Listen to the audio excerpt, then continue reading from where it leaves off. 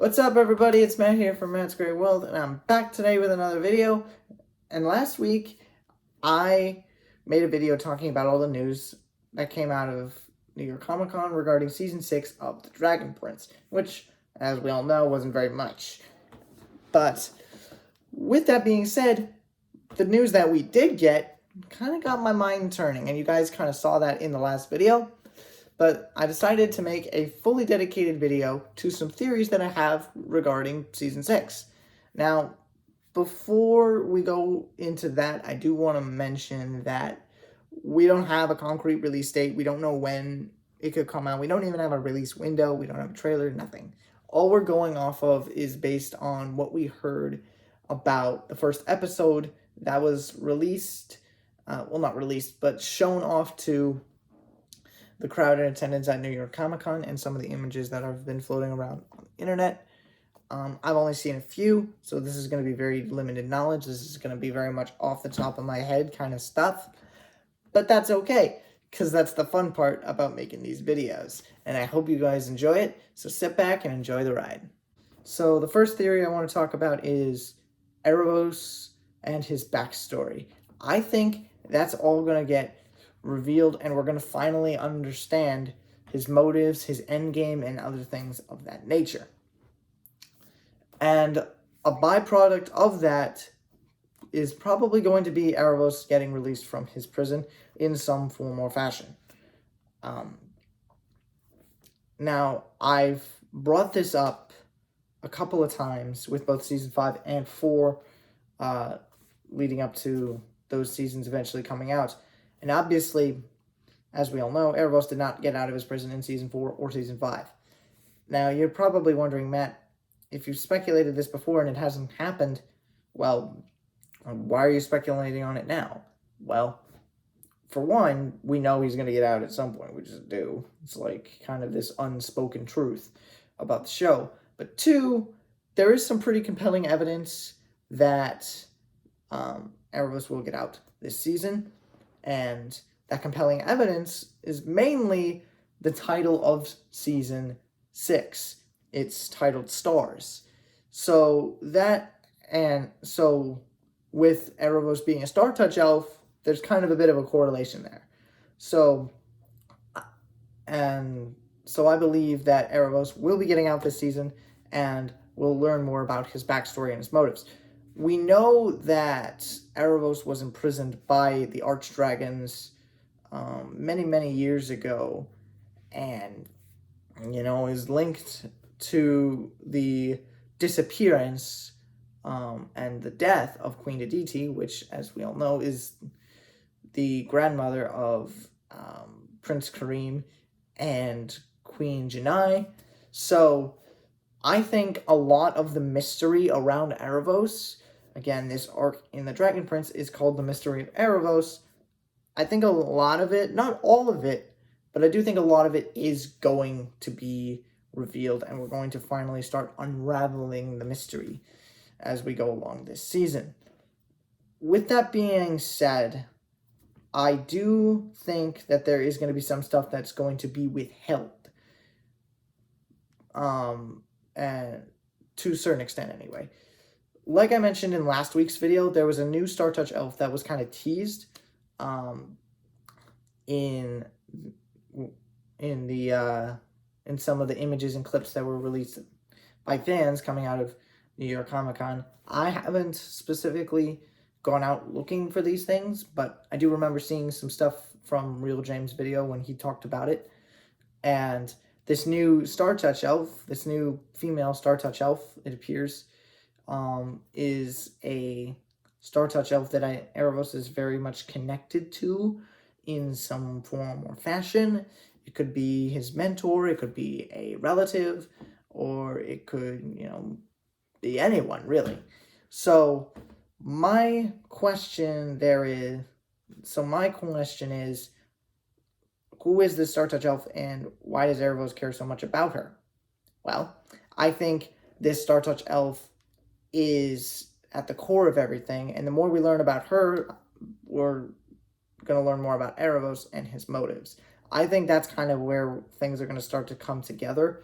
as the season progresses, and then going into season 7, knowing a lot of the things about Erebos that we do, it's going to make him seem a lot more menacing, and it's going to make him a lot more terrifying. But it's also going to allow us to understand him as a character, because as the title of the show kind of suggests, like, it's called The Mystery of Erebos, and he is very much a mysterious character. We don't know very much about him. We don't know much about his backstory. We don't know what incited him to become what he is today. And for all intents and purposes, we just don't know who Erebos is, essentially. So that's the biggest thing. I think we're going to learn a lot more about Erebos this season, and we're going to see him get out of prison in season 6. Of staying in line with my last theory, my second theory is that Callum is going to get possessed by Erebos again. And I think this is going to have a lot of implications on not just Callum, but also the rest of the show as a whole going forward. And it's going to have a very, very heavy impact on not only us as the audience, but also the other characters in the show. Specifically Rayla. And why do I think that? Well, beyond the obvious reason that these two are obviously, still in love with each other. If we can recall, Callum asked Rayla to kill him if Erebos possessed him again. And obviously Rayla shot that down pretty quickly. But given that Callum used dark magic to get out of his chains to help save Rayla in season 5 on Finnegran's ship, I do think that he's not only going to be wrestling with that internally, and it's going to potentially bring up him asking Rayla to kill him again, if Erebos does take over. But I do think if he is taken over by Erebos again, it's only going to reinforce his feelings and his fears, and I think that's going to change him a lot as a character, and I think it's going to change the dynamic of Rayla and Callum's relationship. However, Callum and Rayla, I do believe, are going to be going on a solo mission once again in season 6. Why do I say that? Because in the poster that was advertising the panel at New York Comic Con, we saw that Callum and Rayla had journeyed to the Star Scraper, where the Nova Blade is kept and is guarded by the Celestial Elves. This was all kind of discussed in season 5 when they were at the Great Bookery, which I still think is a hilarious name for a library. But I digress. I think that on this journey, we're going to see a lot of development from both Callum and Rayla, and a lot of development in their relationship. And I think this is where Callum is going to really start diving deep into his fears. And I think this is where we're going to eventually get a full-on apology. And I guess this could technically count as my third theory, but I'm going to kind of keep it clumped with my second, with the theory that Callum will be taken over, because this is where I think Callum will get taken over again.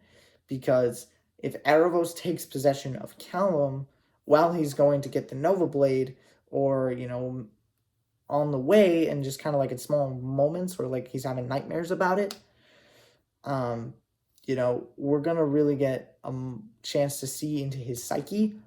And I think we're really going to start seeing that these fears are weighing heavily on him going forward.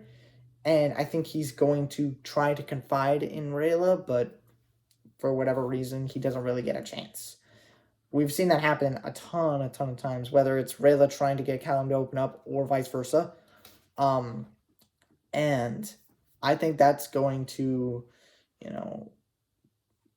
drive the plot of Callum and Rayla's relationship forward quite a bit, in my opinion. Now, my third theory, and this is one that I've talked about again, both leading up to seasons 4 and 5, is Rayla's parents and Renan are going to get freed from their coins. And why do I think this? Well, again, like I mentioned with the last theory, Callum and Rayla apparently will be going on a solo mission to the Star Scraper to get the Nova Blade.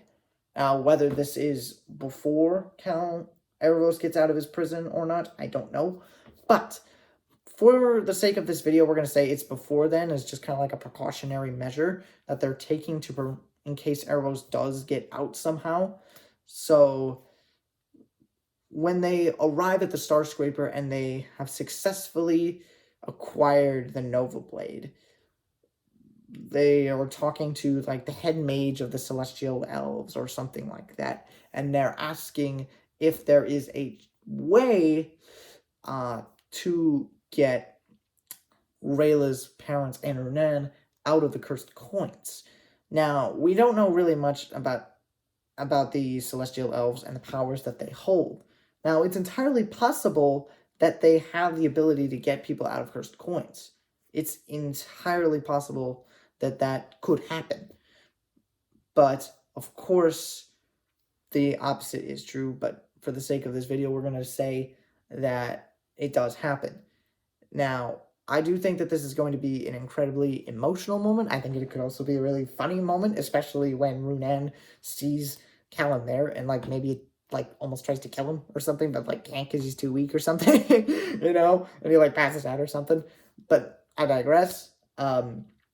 This is going to be huge for the story because then afterward, they could just stop by the Silver Grove and we could get that Runan and Athari reunion, which we all want to see. I know I do.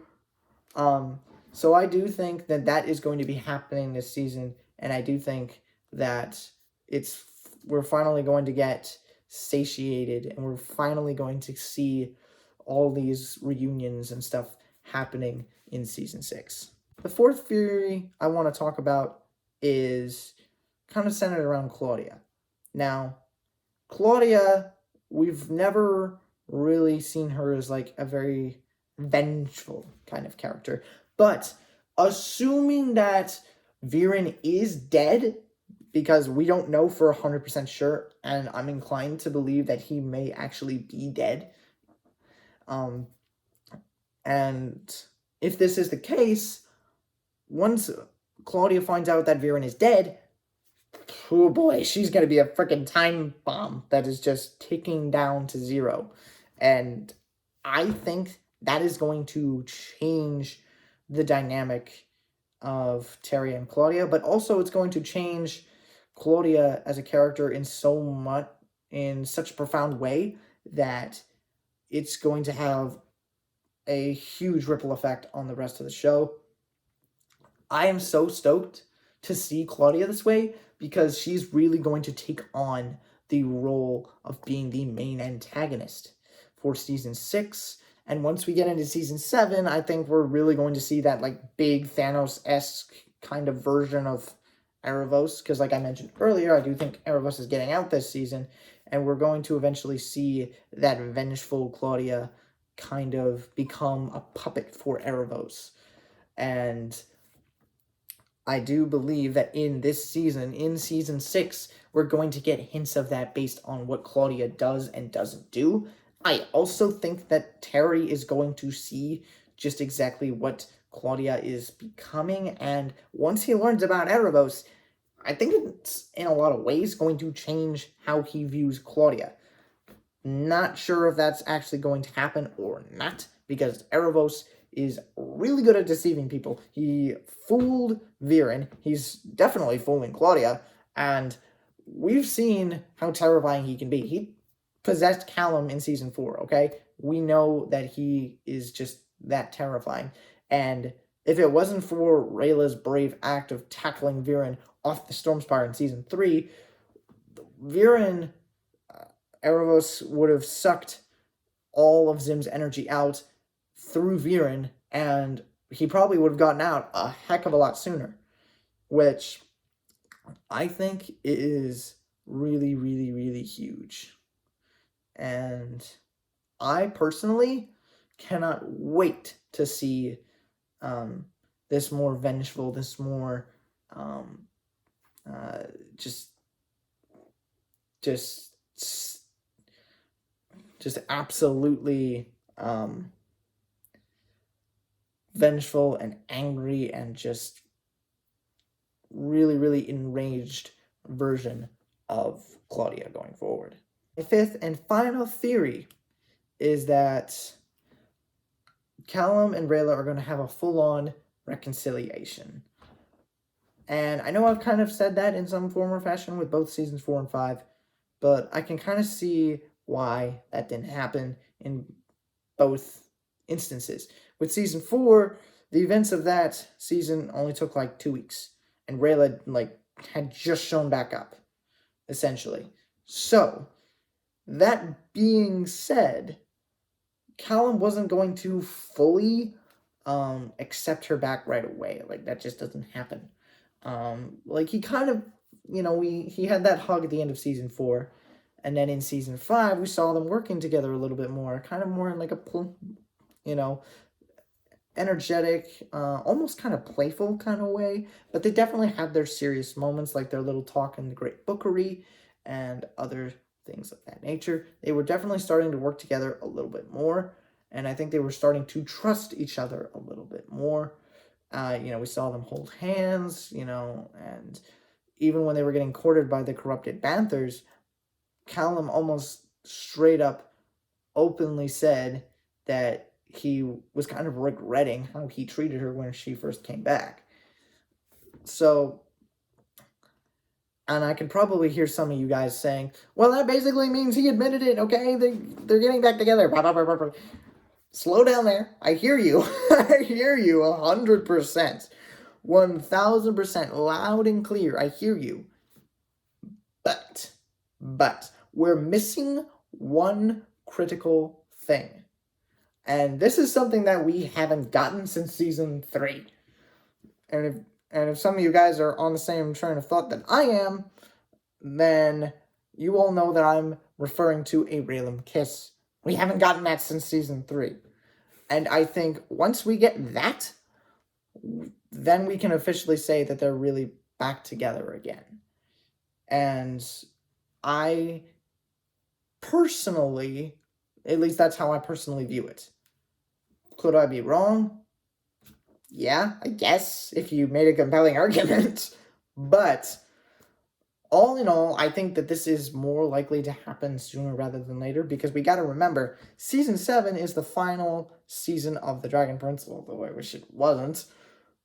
So truth be told, I do believe it would have to be season 6 or sometime in season 7. It's going to be in between these two seasons. I'm open to the idea of it happening in season 7 at the very end of the arc, kind of like what they did with the first arc of The Dragon Prince at the end of season 3. So I'd be open to that, but they would have to set it up perfectly, and that's a pretty long game to play, because you're talking, 16, 18 episodes, I think it is? Yeah, it would be 18, because 9 plus 9 is 18. But personally, I just kind of have a gut feeling that it's going to be season 6. And I could be completely wrong about that. And that's the only one of these theories that I'm the least confident on. But I digress. That's just kind of where I stand. So those are my 5 theories for season 5 of The Dragon Prince. And again, this video was just kind of off the top of my head. It's not scripted. So I hope you guys enjoyed that. I hope I didn't, trip over my words too much. We will be getting back to scripted content soon, but next week I'm going to be doing a reaction to a song. So if you guys have any suggestions for what song I should listen to, drop some suggestions down in the comments below. I would love to see them. And I appreciate all of you guys' support throughout all of this. It's been absolutely amazing. We're only 2 subscribers away from hitting 90, and we're only 12 away from reaching 100, which if we could reach that milestone before the channel turns 1 year old on November 10th, that would be absolutely staggering. So if you guys can go down and hit the subscribe button, leave a like, and of course, leave a comment what you thought about the video, leave some suggestions for the reaction next week.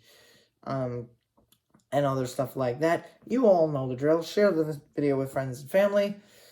Let's just keep the hype train going. Let's get the community excited for Season 6 of The Dragon Prince. And with all that being said, thank you guys so much for watching. And stay safe, stay warm, stay happy. It's never goodbye. It's just till next time. See you guys next week.